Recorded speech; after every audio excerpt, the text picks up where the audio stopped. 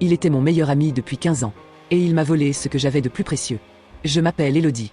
Ce que je cherchais, c'était la confiance.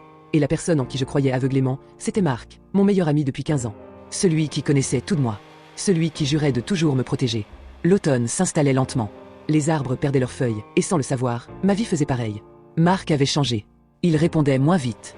Évitait mon regard. Et surtout, il avait cessé de m'appeler le soir, comme avant.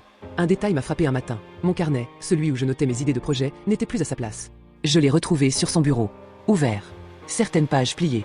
Tu l'as lu ? Lui ai-je demandé, à moitié en plaisantant. Il a souri. Trop vite. Juste par curiosité. Le doute s'est installé. Froid. Silencieux.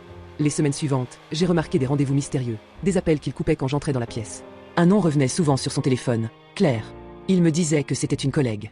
Un soir, je l'ai suivi. Les rues étaient couvertes de feuilles mortes qui craquaient sous mes pas, comme si la vérité annonçait son arrivée. Marc entra dans un café discret. À l'intérieur, Claire l'attendait.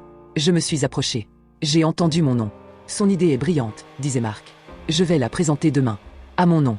Mon cœur s'est serré. Je suis entré. Continue, ai-je dit calmement.